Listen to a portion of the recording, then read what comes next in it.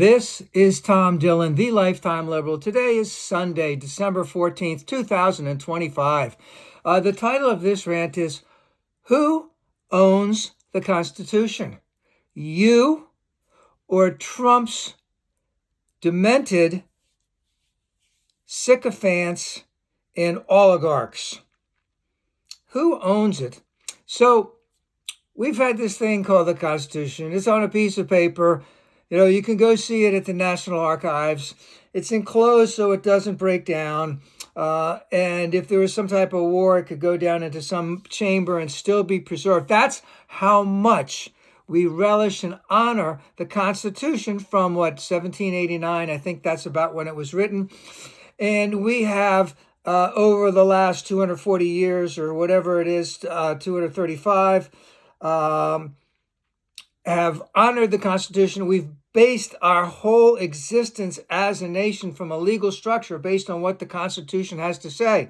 And I know I can't say it as well eloquently as others, but this has been the binding document for us for the entire history of this great experiment in democracy. And of course, we have fought on this side and that side, right side, left side, progressive, conservative, all that whole time. The one time, let's say, that we can make the example that it was taken so far to the extreme was when we went to the Civil War over slavery. And then after the war was over, we had a number of amendments to rectify that slavery. But what we are seeing now, right now, from Trump, his merry band of demented sycophants and oligarchs is just a wholesale, I don't want to use the word slaughter, but a wholesale throwing out of all of the, let's just say, norms and laws and consensus that we have had on how our country should be run. Let's just say for that last 235 years, they're throwing it out the fucking window. And, who are they throwing it out for? They're throwing it out because they're sticking it to you. They're sticking it to me. They're sticking it to the average American, white average American. They're sticking it to every single person of color. They're sticking it to every single woman. They're sticking it to every single poor person. So when we have to get rid of all of these restrictions. No, those are protections. Those protect the water, the land, the air. They protect you. They protect me against greedy corporations who are willing to pollute this stuff, to make shoddy merchandise, let's just say. They're protections for us. They're throwing it out the window. They're making it so they can become richer and richer and richer. They're making it so that this will become for them a white, nationalistic, Pentecostal society, patriarchal, run by white Christian men, solely for white Christian men, where all the wealth goes to the top. That's exactly what they are doing right now. And I say unto my sisters and brothers who are on the conservative side, and I understand, and I can comprehend why you looked at this man and thought that he would help you, especially in the run-up of the last election, where he promised that he would change things for you.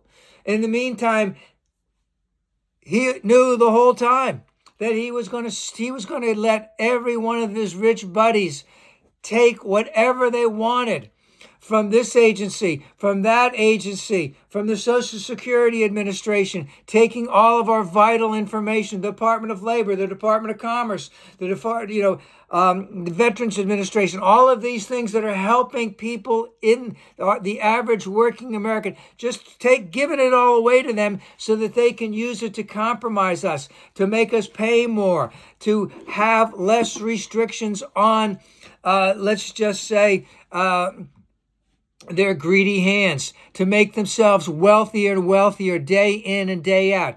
This is what has happened when we take a document that was signed in 1789, I believe that was it, that we have based our whole country's existence on, because we've written laws against it. We've had norms against it. We have had compromises based on how it is done. We have fought this way. We have fought that way. We had a civil war based on our interpretation of it. And now we have a merry band of white Christian men in alignment with the President of the United States, who knew what he was doing throughout the entire time that he was saying that he was going to bring down prices on day one, especially for eggs and all this other kind of happy shit. He had no intention of doing that.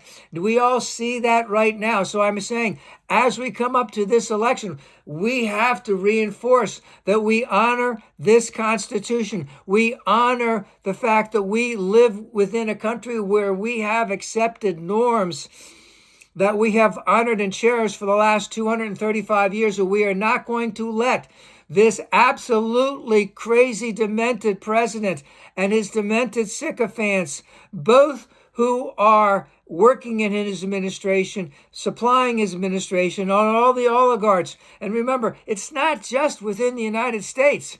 All of this shit is all over the world. He wants to help out the rich people in Russia take down Ukraine. He wants to help Israel get rid of all the Palestinians. All of this is going on as he is talking about